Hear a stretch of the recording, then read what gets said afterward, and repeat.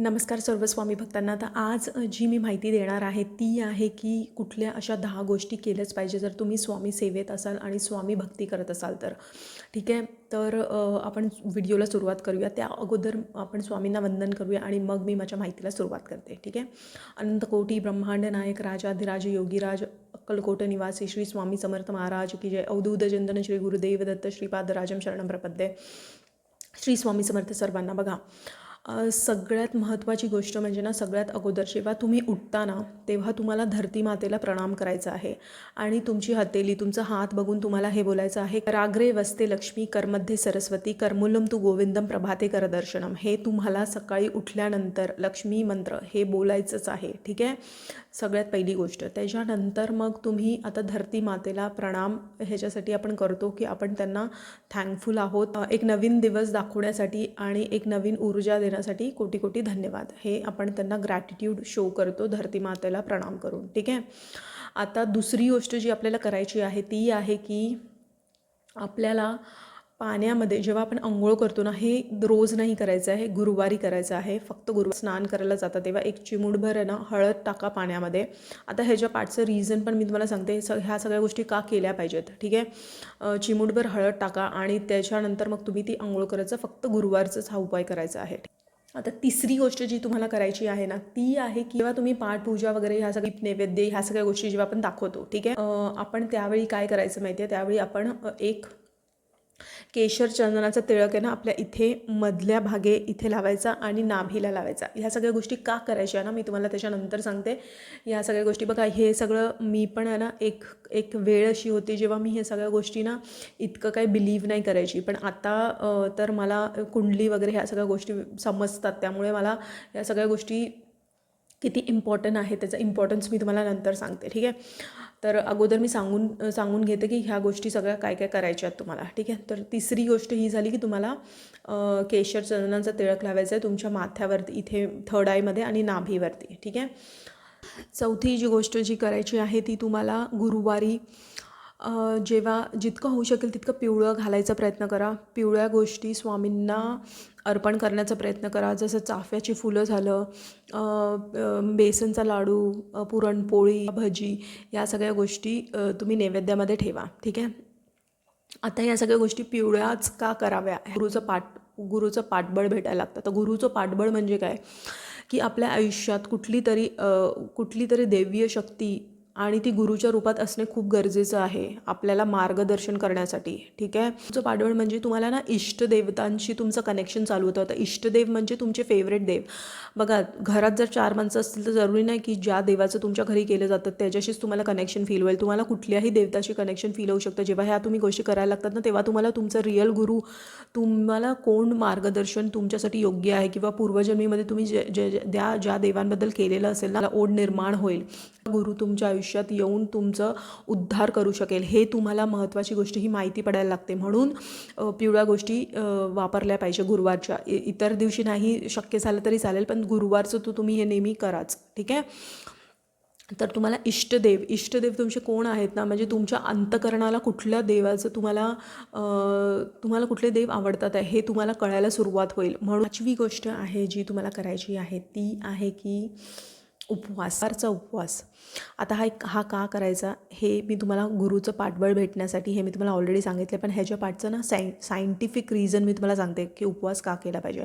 आणि उपवास हा नेहमी आहे ना 12च्या नंतर कधीही काउंट नाही होत ॲक्च्युली. जेव्हा आदल्या दिवशी जर तुम्हाला उपवास करायचा असेल ना तर आदल्या दिवशी तुम्ही सनसेटच्या नंतर काही खाऊ नका. ठीक आहे.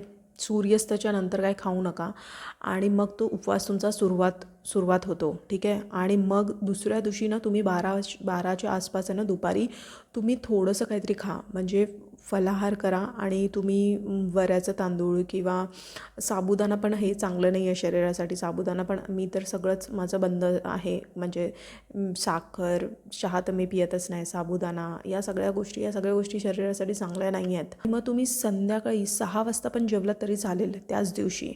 ठीक आहे. आता ह्याचं पाठचं ना सायंटिफिक रिझन मी तुम्हाला सांगते उपवास का ठेवला पाहिजे. ठीक आहे. बघा, आपण जसं मेहनत करतो, जसं आपण बाहेरून काम करतो ना, आपली बॉडी बाहेरून काम करते, ठीक आहे, तसंच आपली बॉडी इंटरनली आतून पण काम करत असते.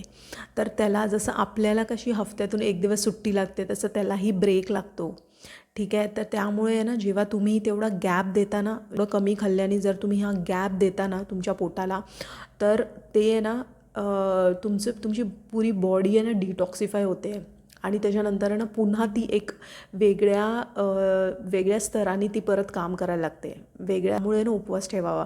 जसं आपल्याला आराम पाहिजे असतो ना आपल्या पूर्ण शरीराला, तसंच पोटाला पण आराम पाहिजे असतो. त्यामुळे उपवास हा ठेवावा. हफ्त्यातून एकदा तरी ठेवायलाच पाहिजे. हे सायंटिफिक रिझन आहे. दोन्ही एक स्पिरिच्युअल रिझन पण आहे आणि प्रॅक्टिकल रिझन पण आहे ह्याच्यासाठी, ठीक आहे. तर ह्याच्यामुळे तुम्ही उपवास ठेवा. त्याला हानिकारक होऊन काही गोष्ट केली नाही पाहिजे.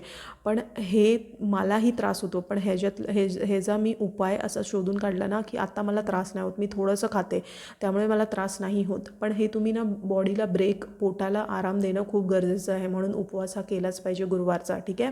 म्हणजे ना तुम्ही आहे ना, बघा कसं आहे ना, आता मला तर स्वामींनी म्हणजे देवांनी सगळ्या ह्याच्यातून बाहेरच काढलं आहे. त्यामुळे जेव्हा आपण भौतिक दुनियात असतो ना, तेव्हा आपण लोकांशी आपल्याला इंटरॅक्शन, लोकांमध्ये राहणं, लोकांच्यामध्ये वावर करणं हे गरजेचं असतं. पण ह्याच्याबरोबर आहे ना, काय होतं माहिती आहे, खूप साऱ्या गोष्टी आपण अनइंटेन्शनली आपल्याकडे अननोईंगली आपल्याकडून घडून जातात. आता ते काय आहेत माहिती आहे, की गॉसिप करणं, कोणाची निंदा करणं किंवा कोणाचं काहीही म्हणजे थोडं तरी होऊन जातं. बिकॉज माणूस हे देवानी असं बनवलं आहे ना, की सगळे गुण आहेत. म्हणजे पॉझिटिव्ह पण आहे, नेगेटिव्ह पण आहे, राम पण आहे, रावण पण आहे आपल्यामध्येच, ठीक आहे. तर म्हणून आहे ना, ह्या गॉसिपपासून जरा लांब राहत जा. म्हणजे 7वी गोष्ट म्हणजे स्वतःबद्दल जे तुम्ही बोलत आहात ना आतून, ते पण तुम्हाला पॉझिटिव्ह ठेवायचं आहे, ठीक आहे. आता बघा, आपण म्हणजे ना, प्रत्येक मनुष्य हा इमोशनली प्रत्येक गोष्टींशी अटॅचमेंट असतं त्याला, ठीक आहे. पण आहे ना, जर तुम्ही आहे ना ह्या इमोशनल गोष्टी, कधी आपल्याला खूप फ्रस्ट्रेशन येतं आपल्या आयुष्यात, खूप साऱ्या गोष्टी आहे ना निराशाकारक चाललेल्या असतात, खूप आपल्याला डाऊन फील होत असतं, तेव्हा आतून ना आपण स्वतःला पण कोसायला लागतो किंवा खूप गोष्टी आपण बोलायला लागतो. तर ह्या गोष्टी कशा स्टॉप करायचं, हे जर ना औषध मी रामबाण उपाय ऑलरेडी माझ्या प्रिव्हियस व्हिडिओमध्ये मी तुम्हाला सांगितलं आहे. नामजाप चालता फिरता उठता बसता नामजाप करा. श्री स्वामी समर्थ या नामाचा तुम्ही जाप करा. तुमचे बघा विचार पण कमी होतील. तुमच्याबद्दलची जी नकारात्मकता आहे ना, तुमच्याबद्दल तुम्ही जर काही आतून पण नकारात्मक बोलत असाल ना, तेही सगळं बंद होईल. त्यामुळे तुम्हाला नामजाप करणं खूप गरजेचं आहे. ही गोष्ट जी करायला पाहिजे तुम्ही, ती ही आहे की तुम्ही स्वार्थी व्हा. स्वार्थी कशासाठी व्हा माहिती आहे? स्वार्थी तुम्ही स्वामी भक्तीबद्दल व्हा. बघा, जर स्वतःची उन्नती करायची असेल ना, जर तुम्हाला स्वतःची उन्नती करायची असेल आणि स्वामींच्या सानिध्यात राहून ते करायचं असेल ना, तर स्वार्थी व्हा. स्वामी भक्तीबद्दल स्वार्थी व्हा, की मला हे करायचंच आहे. जे तुमचं दिनचर्या तुम्ही करता त्याच्यामुळून स्वामींसाठी वेळ काढणं हे गरजेचंच आहे. तर स्वतःसाठी स्वार्थी व्हा, जेणेकरून स्वामी सेवा घडली जाईल, ठीक आहे. ही झाली 8वी गोष्ट. 9वी गोष्ट जी तुम्हाला करायची आहे ना, ती तुम्हाला रांगोळी. आता रांगोळी म्हणजे स्वास्तिक आणि पावलं जरी तुम्ही काढलात ना, हफ्त्यातून एकदा किंवा दोनदा तरी चालणार आहे, पण हे तुम्हाला करायचंच आहे, ठीक आहे. आणि त्याबरोबर जे तुम्ही धूप करता ना, त्याच्यामध्ये तुम्ही 2 लवंग घालत जा. त्याच्यामुळे ना आपली नेगेटिव्हिटी, आपल्या घरातली ऊर्जा, नेगेटिव्हिटी बाहेर पडते, ठीक आहे. आणि जी 10वी गोष्ट तुम्हाला करायची आहे ना, ती तुम्हाला करायची आहे की तुम्हाला हफ्त्यातून एकदा तरी गाईला चारा, ठीक आहे, कुत्र्याला चपाती किंवा बिस्किट, ठीक आहे. आणि पशुपक्षींना धान्य. आता पशुपक्षींना धान्य तुम्हाला घरी द्यायचं नाही आहे, घरी तुम्हाला काहीही करायचं नाही. बघा, जे प्रकृतीने बनवलं आहे ना, जसं आपण मेहनत करून आपण आपलं पालनपोषण करतो, तसंच प्रकृतीने त्यांना पण बनवलं आहे. जर तुम्ही त्यांना घरी तुम्ही अन्नपाणी ठेवाल ना, तर ते तुम्ही त्यांचा कर्म तुमच्याबरोबर अटॅच करून घेता. तर ते करू नका.